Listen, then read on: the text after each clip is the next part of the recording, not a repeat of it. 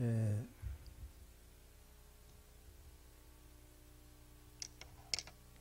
예. 엊그제 안과에 갔더니 안경을 써도 도움이 안 되니까 쓰지 말라고 해서 또 안 썼더니 돋보기가 붙은 거를 또 놔두고 와가지고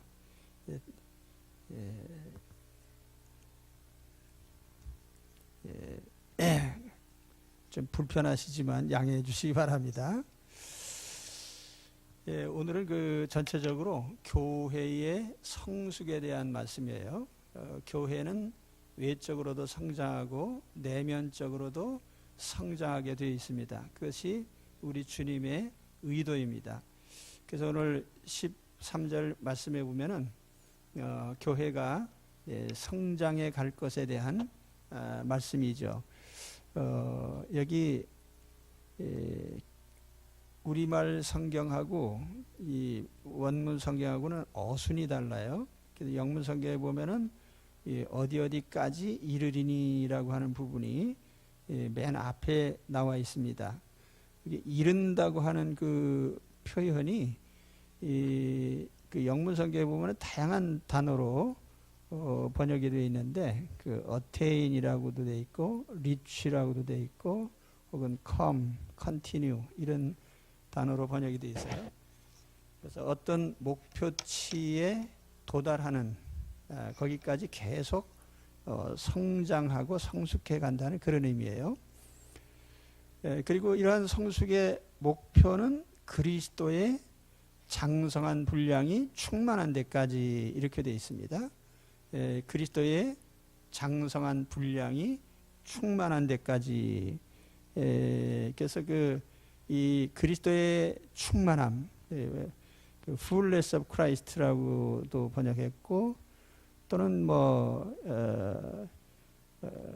예수 그리스도의 표준에 이르기까지 완성되는 이런 의미로도 번역을 했습니다. 우리 하나님의 백성은 그 예수님의 표준에 이르길 때까지 물론 거기에는 인격적인 면이나 또 성품이나 그의 모든 됨됨이나 이런 부분들이 물론 우리가 예수님이 신성을 지니신 예수님처럼 될 수는 없지만은 그 예수님의 인격이나 거기에 이를 때까지 우리는 계속 성장하게 되어 있는 것입니다. 그런데 이렇게 성숙되기 위해서 여기 하나의 조건이 제시되고 있는데 그것은 교회 공동체가 아는 것과 믿는 것이 하나가 되어야 된다 이렇게 말씀을 했어요.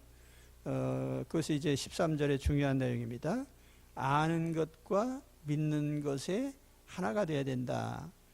이거는 이제 우리 교회 공동체적인 면에서 볼 때 교회 공동체는 같이 알고 같이 믿어야 된다는 거죠. 이건 이제 암과 믿음, 지식과 신앙의 일치를 의미하기도 하고 또 우리가 가지고 있는 아는 것 또 믿는 것이 공동체적으로 일치되어야 된다 그런 의미도 있어요. 그래서 오늘 말씀에 거기 보면은 온전한 사람이라고 하는 이런 표현인데 온전한 사람을 이루어 그 온전한 사람이라고 하는 게 단수형으로 되어 있어요. 이건 뭘 의미하냐면은 온전한 사람이라고 하는 게 한 개인을 의미하기도 하지만 교회 전체 공동체를 단수로 보는 거예요. 교회 전체가 동일한 믿음, 동일한 알물 가져야 된다 그런 의미죠. 그러면은 교회 공동체가 함께 알아야 될 대상이 뭐냐? 함께 알고 함께 믿어야 될 대상이 뭐냐? 오늘 본문엔 분명히 하나님의 아들을 믿는 것, 하나님의 아들에 대해서 아는 것 이렇게 해서 대상을 분명히 예수 그리스도로 지정하고 있습니다. 그러니까 우리가 안다는 건 뭐냐면 예수님에 대해서 아는 걸 의미하고 또 우리가 믿는다는 것도 예수님에 대한 신뢰, 예수님에 대한 신앙을 의미하는 거예요. 그러니까 우리가 교회는 우리가 믿는 신앙의 대상이신 또 우리가 알아야 될 예수님에 대해서 동일한 지식과 동일한 믿음을 가져야 된다 그런 의미죠. 예수님에 대한 동일한 지식, 동일한 믿음이 우리 교회 공동체가 자라는 중요한 요소라는 것입니다.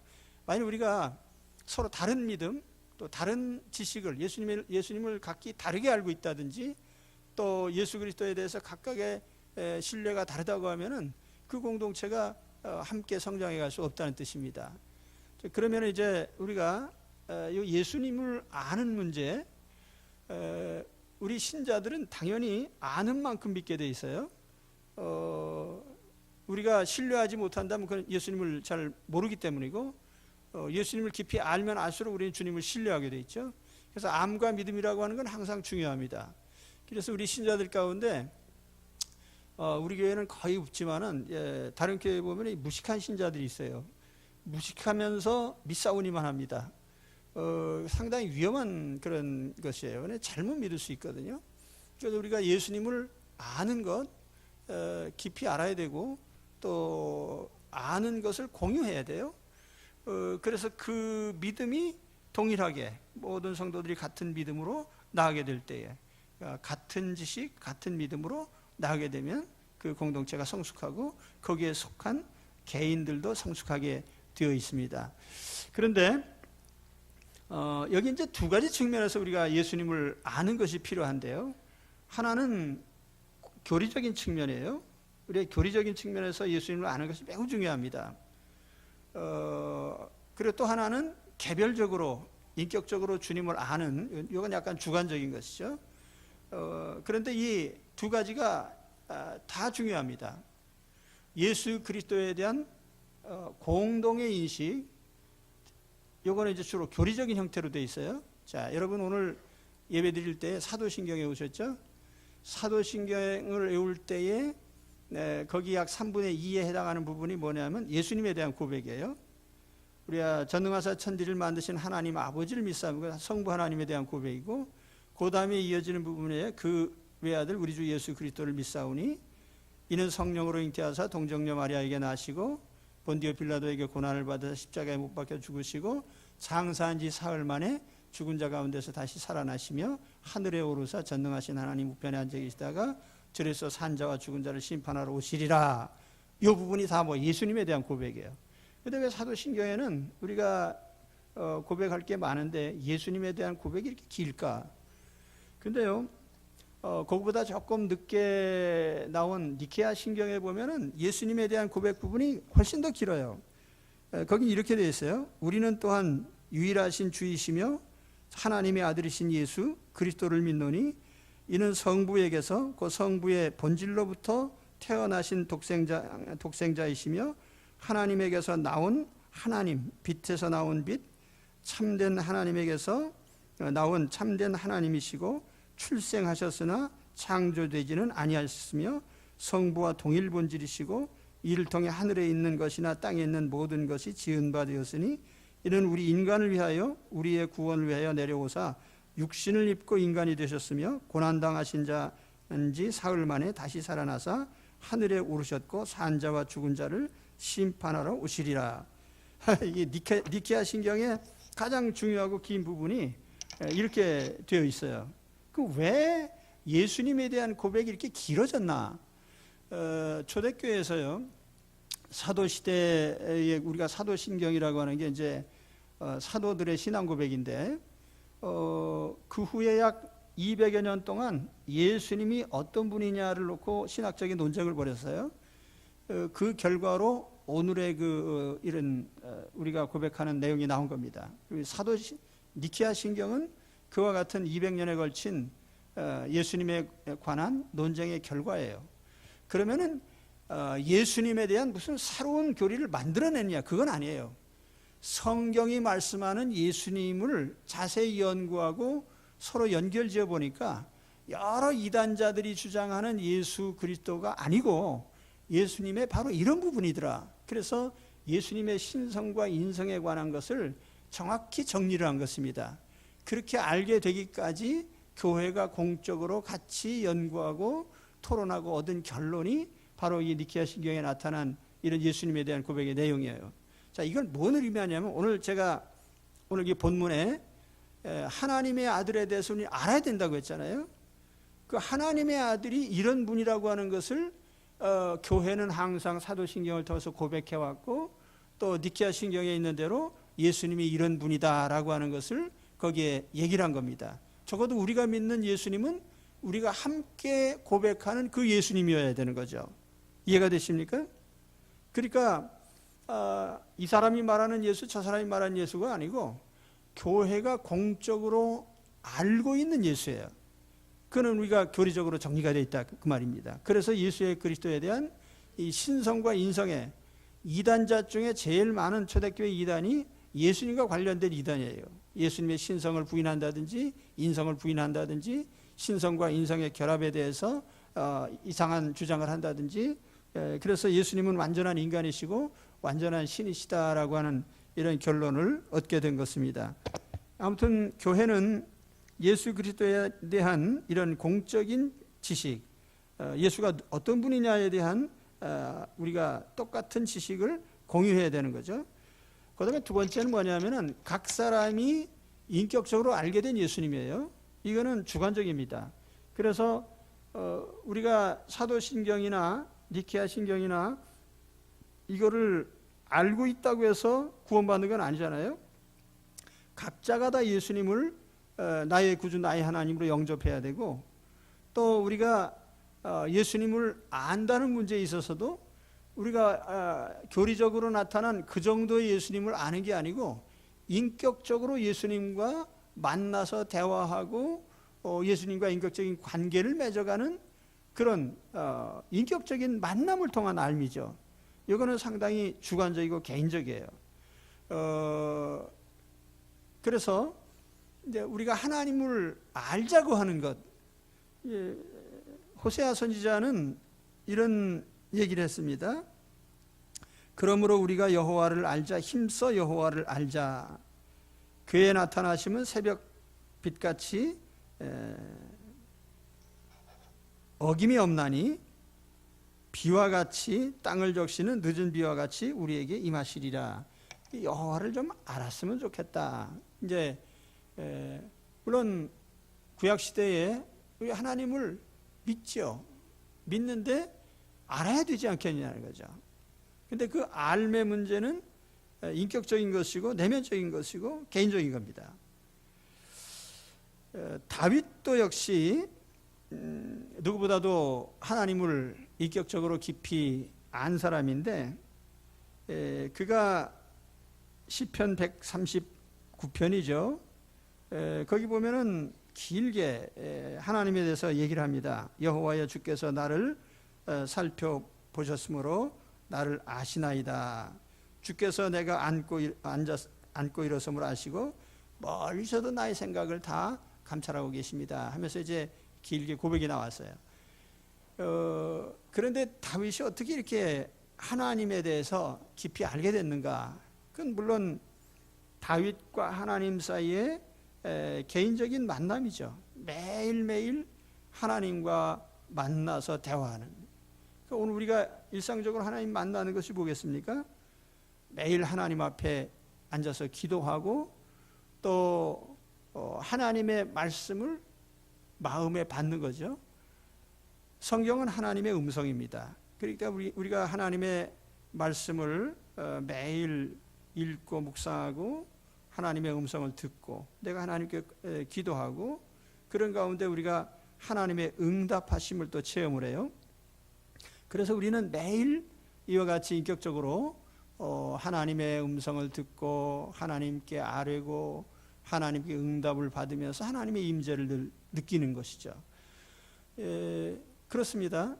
저도 이제 근래에도 내가 가는 여러 가지 인생 문제에 대해서 우리 하나님과 많은 교제를 나누면서 응답을 받고 있습니다. 그는 주관적이죠. 내면적이죠. 내가 하나님과 만나는 것을 누가 알 수는 없어요. 그러나 나와 하나님 사이에 일어난 일이니까요. 그래서 우린 이와 같이 우리 주 예수 그리스도에 대해서 공동으로 알고 공동으로 믿음과 동시에 개별적으로 주님과의 만남이 필요한 것입니다. 그런데 중요한 것은 이 공적인 고백, 아까 사도신경에 나오는 우리가 함께 고백한 예수님, 그 예수님의 틀 안에 개인적인 만남이 이루어진다는 거죠. 그러니까 이건 뭘 말하냐면은 개인적으로 만나는 예수 그리스도, 개인적으로 알게 된 예수님이 우리가 공적으로 고백한 그 범위 밖으로 나가면 안 된다는 거예요. 그러니까 사도신경이나 니케아 신경이 이해한 것과 같은 교회가 인식한 그 예수님 범위 밖으로 나가지 말라는 거예요. 다시 말하면 그 범위 밖으로 나가면 이단자가 되는 거예요. 개인적으로 예수님을 만났는데 언젠가 그런 적이 있습니다. 내가 본 천공부하면서 어떤 사람이 와서 간증한다고 그래서 한참 지나서 보니까 황당한 사람이, 이 사람 교회도 안 다닌 사람이고, 근데 자기가 개인적으로 하나님 만났다 이거예요. 많은 사람들이 가서 들어보니까 엉뚱한, 그래서 우리가 예수 그리스도를 개인적으로 만난다고 해서 우리가 공적으로 알고 있는 그 예수님의 범위 안에서 주관적으로 다 교제가 일어나는 것이지, 그 이상의 뭐 다른 예수를 우리가 만나는 건 아니란 말이죠. 그걸 잘 이해를 하셔야 됩니다. 아무튼 오늘 말씀에서 첫 번째로 교회는 그들이 예수님에 대해서 동일한 지식과 동일한 신뢰와 믿음을 같이 공유할 때 그 교회 공동체가 성숙되어 간다 하는 점을 말씀을 드립니다. 그 다음에 두 번째는 뭐냐면 우리가 성숙의 필요성인데, 그것이 이제 14절에 비유적으로 나타나 있습니다. 이는 우리가 이제부터 어린아이가 되지 아니하여 사람의 속임수와 간사한 유혹에 빠져 온갖 교훈의 풍조에 쓸려 밀려 요동하지 않게 하려 함이라. 자, 우리가 왜 성숙돼야 되느냐? 어린아이가 되지 않아야 되겠다. 어린아이의 두 가지 특징이 뭐냐면은 삶의 불안정성이죠.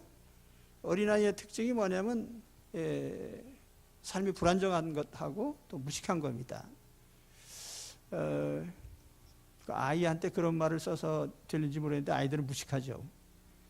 왜냐하면 배운 게 없으니까. 아는 게 많지 않아요. 그래서 어린아이가 되지 말아라 이렇게 이제 얘기를 하고 있죠. 근데 이 어린아이의 첫 번째 징조는 불안정성인데, 이 불안정성이라고 하는 것이 무식에서 온 거예요. 그러니까 자, 엄마를 알고 있고 아빠를 알고 있어요. 아이가 젖먹이가 자기 엄마를 압니다. 아는데 이 가난아이가 엄마에 대해서 인식하고 있는 것은 상당히 좁은 범위예요. 그래서 엄마가 나에게 젖을 먹이고 나를 돌봐주고 할 때에 느끼죠. 아, 나의 엄마구나. 근데 눈에서 잠깐만 안 보이면 불안해지는 거죠. 근데 엄마가 일정 시간 이상 눈에 띄지 않으면 불안해집니다. 울죠. 그래서 아이의 불안정성이라는 것이 엄마를 신뢰하지 않기 때문이고, 신뢰하지 않는 것은 엄마에 대한 것을 잘 모르기 때문이에요. 예를 들면 엄마가 나한테서 떨어져 있어도 나를 보살피고 계시다라고 하는 걸 모르죠. 자, 우리가 신앙으로 연결한다면 하나님이 멀리서도 나를 항상 보고 계시고, 내가 의식하지 않아도 하나님은 나를 알고 보고 계신다는 사실을 내가 알면 나는 훨씬 더 안정될 수 있을 겁니다. 결과적으로 보면은 하나님이 어떤 분인지 잘 모르기 때문에 불안한 거예요. 모르기 때문에 신뢰가 떨어지고, 그래서 우리는 불안정해지는 것입니다. 이게 어린아이의 원리예요. 그러면 또 다른 측면에서 보면은 어린아이 앞에 항상 위험한 것이 도사리고 있단 말이죠. 이제 걸음마 배우는 아이를 길로 내보내는 부모는 없어요. 왜냐하면 길에 나가면 거기 뭐 구덩이도 있고 돌부리에 걸려 넘어질 수도 있고 자동차가 달리는 길로 갈 수도 있고 뭐 여러 가지 유괴범도 있을 수 있고, 그 아이가 나가면 항상 거기에는 그 아이를 위험에 빠뜨릴 수 있는 요소들이 사방에 있단 말이에요. 그래서 그 아이는 스스로 자기가 자기를 가눌 때까지 계속 성장해야 되는 거죠. 자, 당시 바울이 에베소서를 기록할 당시에 에베소 교회 그 소아시아 지역에 상당히 많은 이단자들이 있어요. 거긴 뭐 유대교도들도 있고 그런가 하면은 그 이방 종교, 에베소 사람이 가장 많이 섬기던 것이 아테미 여신인데 그런 이교도들, 박해자들, 또 그런가 하면은 교회 안에 신자들을 사냥하는 자들이 있어요. 그래서 그 14절 말씀 NASB라고 하는 그 영문 성경에 보면은 아주 그 표현이 다양하게 되어 있는데요. 하여튼 사람의 속임수, 간사한 유혹, 뭐 여러 가지가 많습니다. 이 바람에 휩쓸려 가는 거. 근데 여기 사람의 속임수, 간사한 유혹이라고 하는 이 표현은 그 도박꾼의 속임수를 의미하는 말이에요. 도박꾼은 돈 따는 데만 몰두하지 다른 사람은 어떻게 되는데 관심 없거든요. 돈을 따는 것이라면 뭐 아무것도 상관 안 하죠. 뭐 죄를 지든지 말든지. 이단자도 마찬가지예요. 이단자는 어떤 신자들을 위해서 행위를 하는 것이 아니고 신자들을 통해서 이득을 취하기 위하기 때문에 신자들이 어떻게 되든지 간에 지 마음대로 합니다. 자기 이익을 챙기죠. 그걸 이제 오늘 여기 도박꾼의 비유를 한 겁니다. 자, 이단자들이 자기 이익을 취하기 위해서 속임수나 사기를 얼마든지 쓴다는 거죠. 그리고 자기의 배를 채우기 위해서 양들을 제물로 삼는 거예요. 그래서 여기 사냥꾼의 또 비유를 한 겁니다.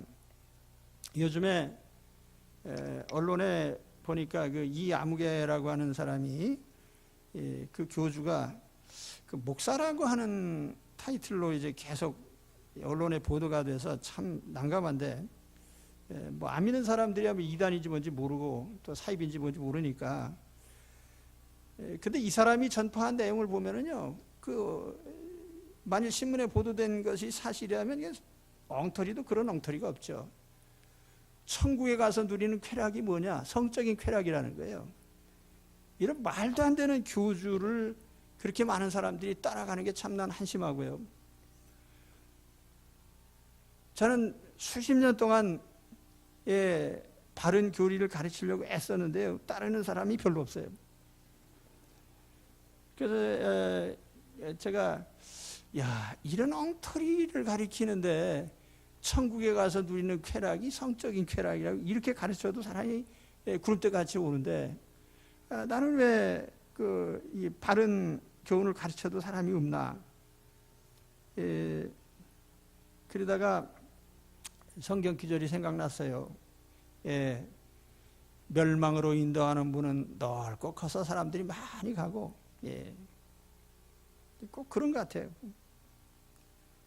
저는 아무튼 그 얘기가 아니고 여기 얘기하고자 하는 건 뭐냐면, 소아시아 지역의 사도 바울 당시에 그렇게 많은 이단자들과 이런 사람들이 그 바른 신앙을 가진 사람들을 사냥꾼처럼 노리고 도박꾼처럼 그 제물로 삼아서 노리려고 하는 그때에 그들이 성숙되지 않으면 어떻게 견디겠냐는 거죠.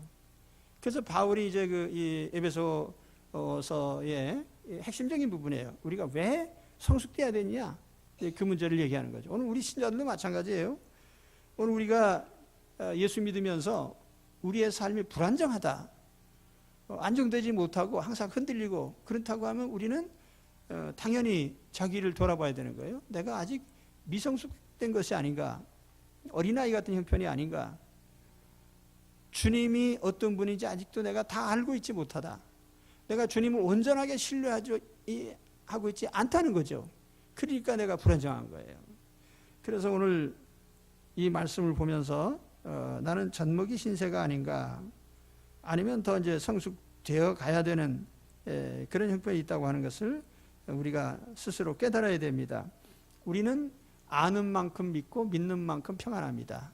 이건 이제 우리 신앙의 원리예요. 그러니까 오늘 이 말씀 속에 우리가 이래서 성숙된 사람이 되어야 되는구나 하는 것을 이해하시기 바랍니다.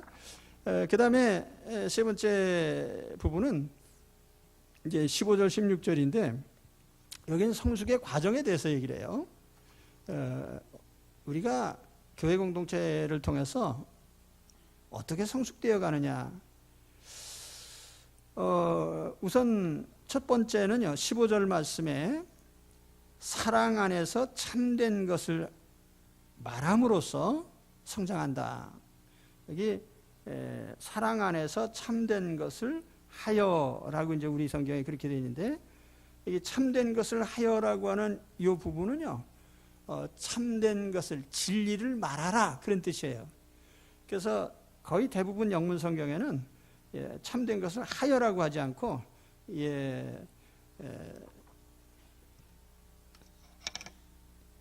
speaking the truth입니다. 진리를 말해라, 그렇게 되죠. speaking, 진리를 말해라, 그렇게 되어 있습니다. 진리를 말함으로써 우리는 성숙되어 간다, 이렇게 얘기를 한 거죠. 사랑 안에서 진리를 말함으로 우리는 성숙된다, 그런 뜻이에요. 그러니까 성숙의 첫 번째 과정이 뭐냐면은 참된 것을 말하는 데 있습니다. 교회는 자산을 가지고 있는데, 교회가 가진 자산의 첫 번째가 진리죠. 참된 것, 진리. 그리고 또 하나는 사랑. 근데 이 진리는 교회를 파수해주는, 교회를 지켜주는 원동력이 되는 것이고, 사랑이라고 하는 것은 교회에 생명을 주고 영생을 주고 에너지를 주는 그런 자산입니다. 그래서 여기 이 두 가지를 이제 결합시키고 있는 거예요. 근데 여기 이제 첫 번째 부분은 진리를 말하라는 거죠. 근데 성경에 뭐가 진리입니까? 진리가 너희를 자유롭게 하리라. 진리가 뭐죠? 이 퀴즈 문제를 제가 한 100번도 더 내는데요. 항상 잘 모르시기 때문에 저는 행복합니다. 왜냐하면 그래야 제가 또 써먹죠.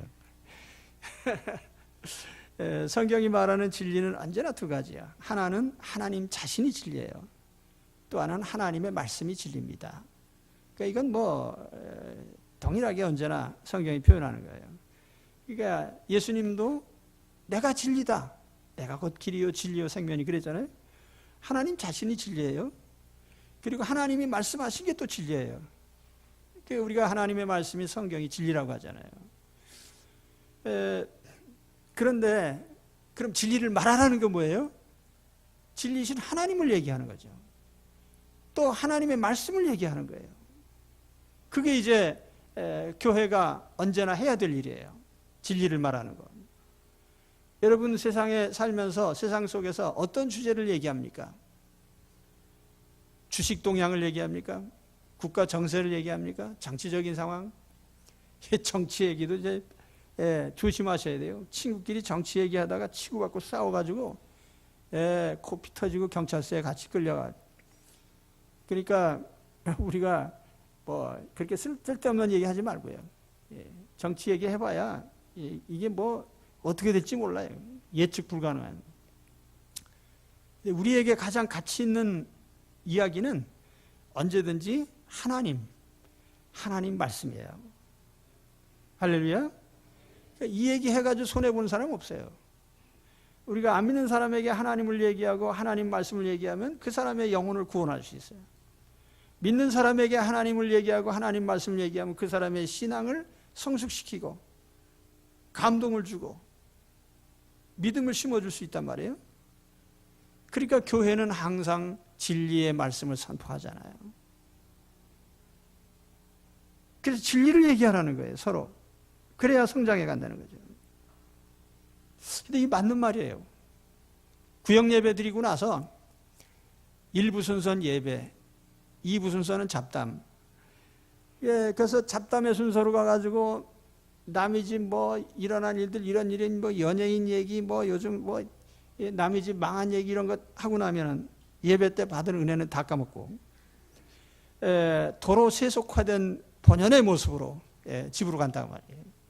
그 우리가 같이 예배드리러 모였으면 하나님 얘기를 하고 하나님 말씀 얘기를 하고 하나님 베푸신 은혜를 얘기해서 믿음이 강화되고 충만하고 내가 죄를 이기고 세상을 이겨야지 이렇게 돼야지.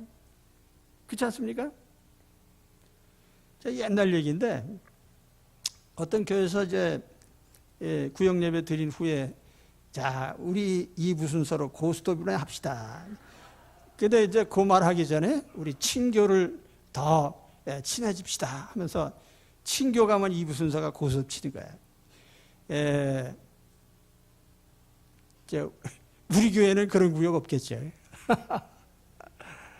그래서 우리 성도들이 항상 성숙되어 가는 것은 하나님을 얘기하고 하나님의 말씀을 말하는으로부터.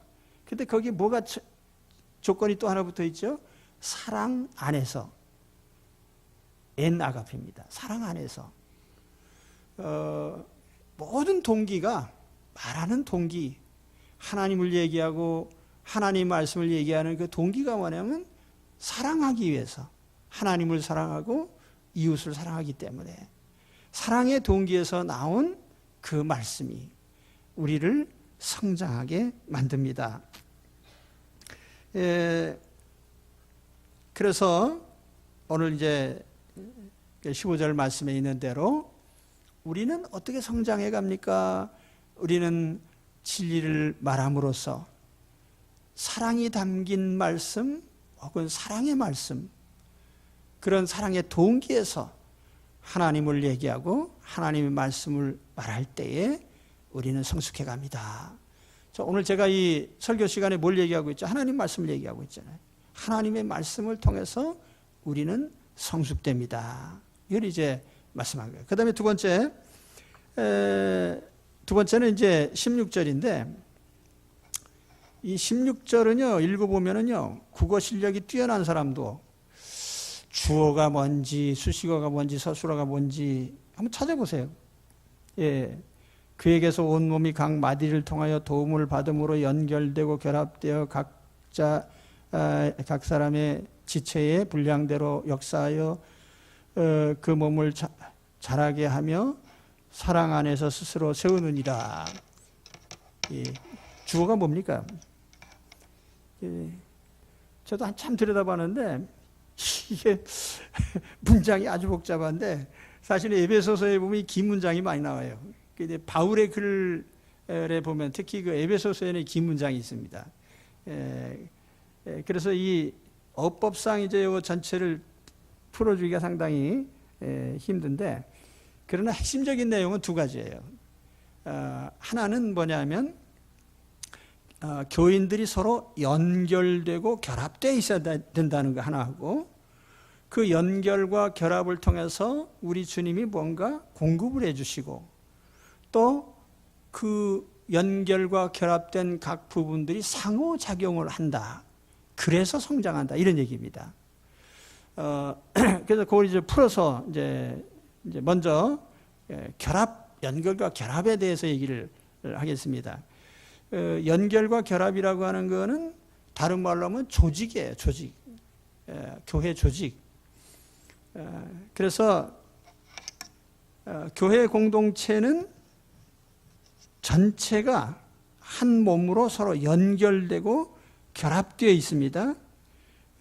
연결되고 결합되어 있는 그 통로를 통해서 우리 주님께서 머리 되신 주님께서 모든 사랑과 생명과 모든 능력들을 공급하시고 그 연결과 결합을 통해서 상호작용을 하게 하시고, 그런데 이 조직 자체가 이제 첫째로 중요한 거죠. 우리가 이 조직이라고 얘기하면은 뭐 인위적이거나 또 어떻게 보면은 뭔가 일부러 뭘 뭐 이렇게 짜서 만든 것처럼 생각하지만 우주 만물은 다 조직적입니다. 기본적으로 조직이에요. 우리 이걸 이해해야 됩니다. 그러니까 우리가 대우주, 은하계 우주, 태양계 또는 뭐 행성들, 우리 이제 공간에 별들이 달려 있으니까 아무 서로 상호작용이 없겠지. 천만의 말씀이에요.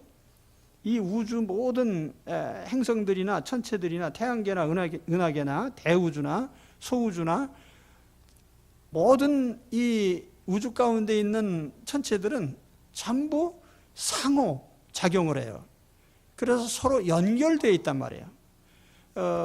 그래서 핵심이 되는 것이 이제 우주 에너지라고 이렇게 생각하는데요. 아무튼 전 우주는 다 통합 시스템 안에 있는 것이지 개별적으로 존재하지 않는다는 겁니다. 가령 예를 들어서 우리가 지구, 그러면 지구가 독자적으로 존재하는 게 아니라 태양계 안에 존재하는 거예요. 태양계 시스템을 벗어나서 존재하지 못합니다. 그러니까 우리가 지구 생태계를 얘기하는 것도 그래요. 모든 생명체가 제각각 다 그냥 살다 죽다 하는 것 같지만은 전체가 하나의 시스템이에요. 그리고 우리가 생태계라고 말을 합니다. 살아있는 생명체들이 하나의 시스템 안에서 존재하는 거예요. 이게 전체 조직이 절대적으로 중요한 거죠.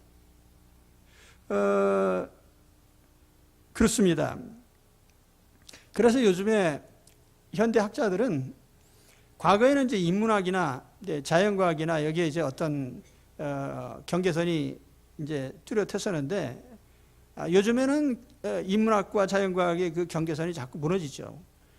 그리고 현대 모든 학문들이 지향하는 바는 뭐냐면 모든 학문들이 서로 연계가 되어 있다는 거예요. 과거 우리가 학교 다닐 때 물리 시간과 화학 시간은 구별되어 있었어요. 근데 물리나 화학은 같은 분야입니다. 서로 다 동일한 영역을 서로 다루고 있는 거예요. 그렇기 때문에 한 분야만을 안다는 것은 의미가 없다는 거죠. 그래서 현대 학문의 가장 중요한 분야가 뭐냐면 융합이라고 하는 거예요. 모든 학문들이 서로 연관되어 있다. 그래서 함께 연구를 하는 거죠. 그러니까 A, B, C, D 여러 학문들이 서로 연구를 하면서 서로 정보를 공유하고 함께 연구를 해야 돼요. 그래야 서로를 더 이해할 수 있게 되는 거죠. 융합이라고 하는 개념이 굉장히 중요한데 그게 다 뭐냐면 우주는 하나의 시스템이다 그 말이에요. 그럼 우리가 이것을 인간 사회에 적용해 볼 때는 어떠냐? 인간 사회도 동일한 거예요. 인간 사회도 하나의 시스템이에요. 그래서 모든 사람은 다 어딘가 어느 공동체나 사회 속에 속해 있습니다. 자, 예를 들어 우리가 대한민국 국민 그러면은 다른 사람하고 전혀 5천만 명이 상관없이 살아가는 것 같죠? 그런데 가장 강력한 공동 운명체예요. 우리 국가적인 운명이 좌우됨에 따라서 동일한 운명에 처하게 될 사람들이거든요. 그렇기 때문에 우리는 서로 모르고 지낸다고 해서 서로 따로 사는 건 아니라는 거예요. 가령 예를 들어서 우리가 어느 기업체에 직원이 한 500명쯤 되는데 서로 잘 모르고 지낼 수도 있죠. 그렇다고 해서 다른 게 아니고 회사가 망하면 같이 망할 공동명체에 속한 사람들인 거예요. 참 아이러니컬한 그런 게 뭐냐면 현대사회는 점점 개인주의화 되거든요. 개인주의가 극대화돼 가는데 반면에 사회는 점점 통합되어 간다는 거예요. 근데 우리가 이거를 어떻게 이해해야 될지 모르겠는데 아무튼 중요한 것은요. 요즘 이 지구라고 하는 전 인류가 상당히 서로 밀접하게 관련이 되어 있습니다. 그러니까 미국과 중국이 서로 무역전쟁 하려고 발동을 걸어보니까 다 가로세로 얽혀가지고 이게 쉬운 게 아니야. 그러니까 한 발 빼고요. 들어가다 보니까 이게 같이 망하게 생겼네. 지구 전체가 하나의 경제 시스템이 얽혀 있는 겁니다. 우리는 언제나 조직 속에 사는 거예요. 그러니까 작은 조직, 우리 가정 그러면은 한 5명이네. 그러가면 또 사촌, 육촌까지 합치면 형제 많은 사람들이 몇십 명 될 수 있겠죠.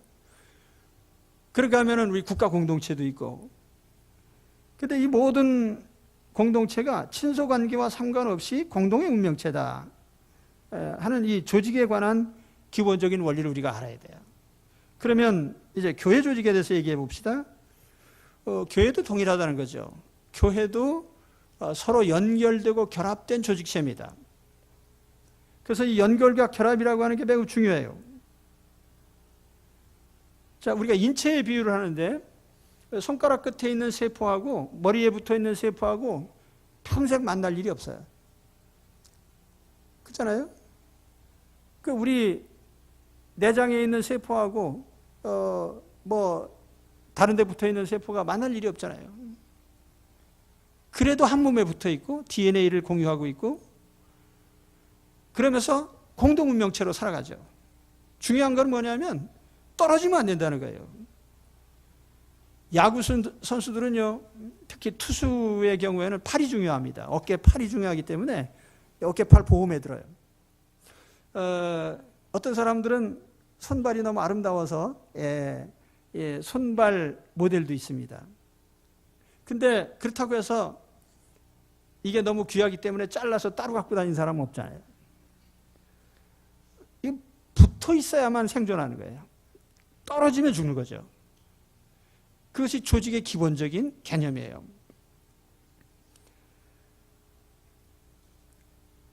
지구상에서 멸종되어 가는 동물이 많은데 그 멸종의 단계를 보면은 처음에는 집단적으로 서식하다가 이 집단이 무너지고 나중에는 외톨배기들이 돼 있다가 멸종이 되는 거예요.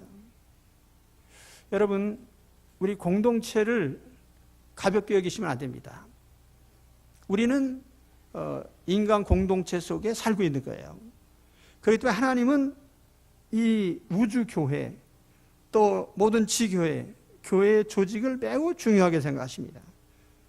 교회는 하나의 서로 연결되고 결합된, 그래서 떼어내지 못하는 조직인 것을 우리가 이해하셔야 됩니다. 그래서 우리가 붙어 있는 그 자체로서, 우리가 어디에 소속된 그 자체로서 우리는 어떤 생명력을 유지할 수 있고 그 안에서 우리는 성숙기에 가는 거죠. 떨어져 나오면 성숙이 안 되는 거예요. 생명을 잃기 때문에. 그 다음에 세 번째 성숙의 또 하나의 과정이 뭐냐면은 주님의 공급과 상호작용이라고 하는 건데요. 그럼 아까 말씀드린 조직을 통해서 우리 주님께서 생명을 공급하고 성령의 은혜를 공급하고 하나님의 사랑을 공급하는 통로가 그 조직이에요. 그 연결된 조직을 통해서 주님은 모든 걸 공급하신단 말이에요. 또 한 가지 뭐냐면 그 조직체 각 부분의 상호작용이에요. 그래서 오늘 말씀에도 보면은 도움을 받음으로 하는 부분은 이제 공급된다는 얘기예요. 주님으로부터 공급된다는. 그리고 분량대로 역사하여라고 하는 이 부분은 각 지체가 서로 상호작용을 한다는 뜻입니다.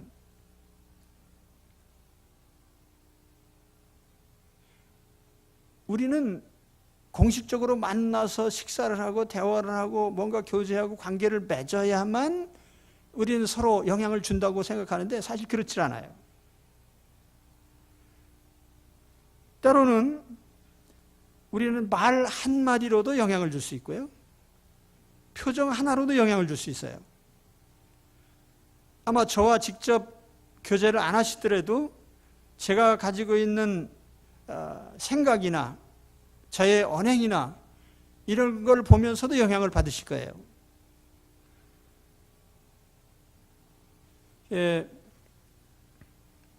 그래서 우리는 서로 영향을 주고 있다. 핵심은 그겁니다. 서로 영향을 준다. 우리가 같은 조직 안에 서로 붙어 있을 때에 상호작용이 일어난다. 서로 영향을 준다. 그것이 우리를 자라게 하는 요소다. 그 말이에요. 이제 오늘 시간이 왜 이렇게 간지 모르겠네요. 송창식 노래 한마디 하고 이제 끝나겠습니다. 우리는이라는 그런 노래가 있더라고요. 제가 가사를 쭉 한번 발췌를 해봤어요. 우리는 빛이 없는 어둠 속에서도 찾을 수 있는, 우리는 아주 작은 몸짓 하나로도 느낄 수 있는, 우리는 소리 없는 침묵으로도 말할 수 있는, 우리는 마주치는 눈빛 하나로 모두 알 수 있는 우리는 연인. 우리는 바람 부는 벌판에서도 외롭지 않은, 우리는 마주 잡은 손끝 하나로 너무 충분한, 우리는 기나긴 겨울철에도 춥지 않은, 눈도 지치면서 이제 그만 읽겠습니다. 근데 제가 문득 이 가사를 생각해 보냐면, 우리는 그렇게 서로 교감할 수 있지 않느냐는 거죠. 꼭 뭐 표현하고 뭐 말하고 내가 너를 사랑해라고 말하지 않고, 그래도 우리는 서로 다 주고받을 수 있는 그것이 우리 공동체 속에 있는 우리의 관계입니다. 송창식 씨가 예수님을 믿게 될 줄로 생각하고, 그래서 기도합니다. 근데 아무튼 여러분, 우리는 교회라고 하는 이 조직을 통해서 서로 영향을 주면서 성숙하고 있다고 하는 것은 아시기 바랍니다. 기도하겠습니다.